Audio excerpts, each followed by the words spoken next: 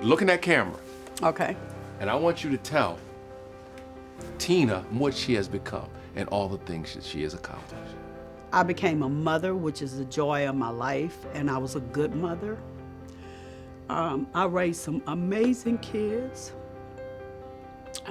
I started my own business from nothing and grew it into a very successful business, and I was smart. Even though I didn't know I was smart, I was very smart and had good common sense, and I created some beautiful art in my life, some beautiful clothing, and I proved a lot of people wrong. I proved those nuns wrong who told me I wasn't going to be anything. And I have had an amazing, joy-filled life. It's an especially emotional time for the 71-year-old who breaks news in Matriarch out today that she beat breast cancer after secretly being diagnosed last summer. Why did you wait so long to share it with the public? I never had intentions of sharing that because, you know, I'm very private. And the reason why I did is because it was to help other women, to make sure that they take care of themselves medically, because I missed an appointment. They said, when was the last time you had a mammogram? I said, oh, a couple years ago, right at the beginning of COVID. And they went and looked and they said, no, you didn't. So my stage 1 could have been stage 0 if I had gone then. And that shook me because I was like, oh my God. And that happens all the time. You get busy and that has to be a priority for you because it saved my life. How much did it scare you? Oh, I've never been so scared in all my life. To hear that word cancer, it knocked me for a loop. It really did. And it was so scary for me because I just always prided myself on taking care of myself and staying prayed up, and I just never thought I would get that diagnosis. At the time, Tina was still settling her split from second husband Richard Lawson. They married years after she divorced Matthew Knowles in 2011, when he fathered a child with another woman. Despite that, Tina holds firmly that He really was the love of your life. He You was. talk about that, but it also, there were challenges in your life. Big old challenges, yeah. It was a lot of pain. Ooh, lots. How'd you deal with that though? I think my whole life has been challenging. My kids were my priority, and I can't say that enough because I was so busy trying to make sure that the same things that happened to me didn't happen to them, that I protected them, fiercely protected them. And even when you left, they still wanted you to go back there, didn't they? They wanted Well, sometimes. Their daddy was a great daddy, he just wasn't a great husband sometimes.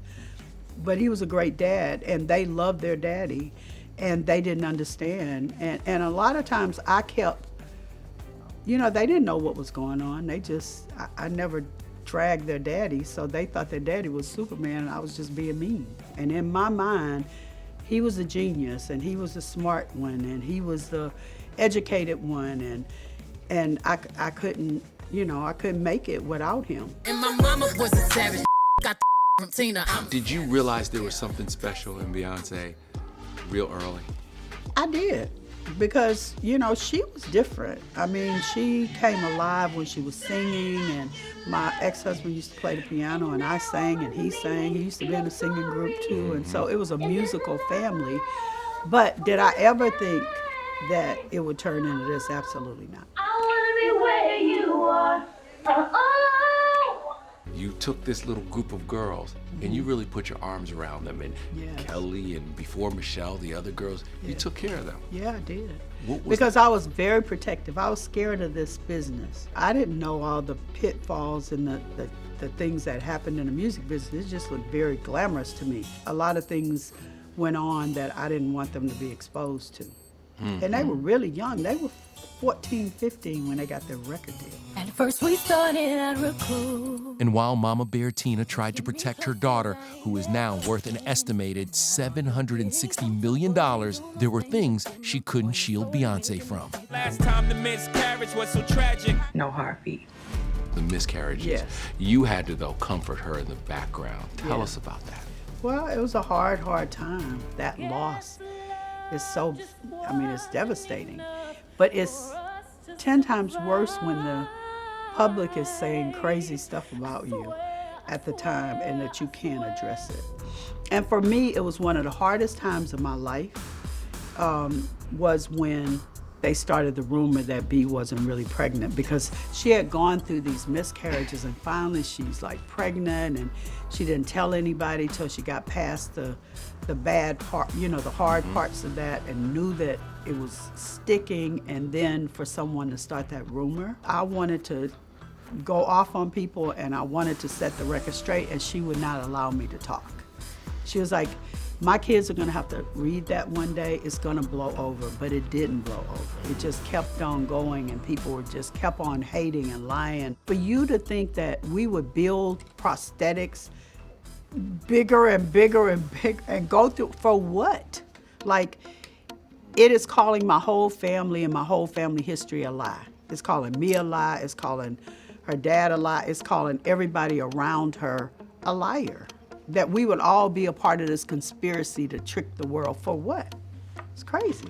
It's so hard for me to keep my mouth closed, and sometimes I'm not successful, because you know I'll go on my Instagram and go on a little rant because I can't take it anymore. You know, I get in trouble for doing that. She threatened me all the time. She's like, Mom, you cannot say anything. Like, don't entertain that ignorance, because my kids are gonna have to read that one day. And that's just gonna make it bigger. Tina is now a grandma to 4. Solange's son Jules is 20. B's twins Sir and Rumi are 7. And then there's 13-year-old Spitfire Blue Ivy. Blue is a hard worker, very organized. She's a boss too. She's a little boss already. They call her my manager for sure. Oh, really? Oh, In yeah, what way? all the time. So walking ballet is so cool. You're not supposed to take videos, Grandma. We go to this play, and I'm sneaking and videotaping, and she's saying, Grandma, you're not supposed to video. Grandma, you're not supposed to. You're not supposed to. She's always bossing me around, because she's a little boss. Well, this matriarch is a boss too. Back in 1990, Tina opened her own hair salon before becoming Destiny Child's legendary first and only stylist. I earned my keep by doing their hair and being around all the time. I want to show you this video Okay. about you styling them. Okay. This is from the 2001 Grammys. Our stylist, Tina Knowles, Beyonce's mom, she actually comes up with everything. She's so brilliant when she comes up with all the designs and everything. It's perfect, and we love it every single time. That's the great thing about having someone as close to you, your mother as the stylist, because she knows what we like and she knows our bodies and everything. That's so sweet. What do you think looking back at that moment? Oh God, I get emotional because, you know, I got a lot of flack for designing, like, because I wasn't formally trained. So people used to put my designs down, and then I'd see them on a runway. You know, they copy them, but they would say, oh gosh, she's so tacky and she doesn't know what she's doing. And I took a lot of abuse for that time, but my girls never wavered. When I would feel insecure and say, you know what, I think I'm gonna let somebody else style y'all because I don't want to hold you back, then I'm getting emotional about it. They would say, no, you're not. We want you to style us. They always believed in me. The record label felt like they should be more relatable. They had big hair, because we're from Texas, and they had these sparkly clothes and dramatic clothing, and they didn't like that because they felt like that would keep them from crossing over to a pop audience. They did believe in me, and they never wavered. They never wavered. They still, to this day, don't waver. So everything has zippers so that in a second they can come off. And then the skirts are put on, and it's almost like magic on the stage. That's so cool. Well, y'all, I need this stuff. Copies of this stuff. Where is all that stuff now, by the way?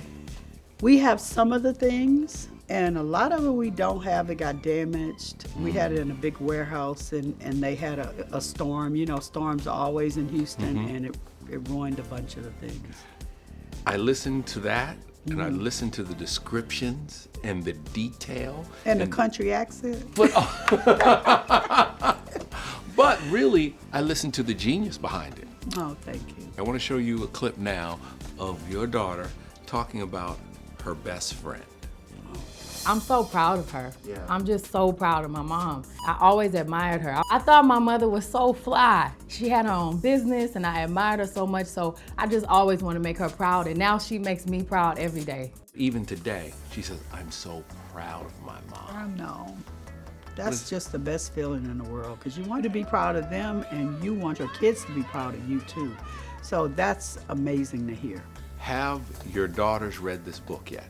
They have not, they have read the parts that they're in. Okay. And, you know, I would never do it without them feeling comfortable. This ain't Texas. Next for Tina, gearing up to hit the road with Beyonce's Cowboy Carter tour kicking off next Monday. You're never gonna slow down, are you? Yeah. No, you're not. You just lied. You're not gonna, but it's not in your MO. It has never been a part I don't think of who it's you part are. of my MO.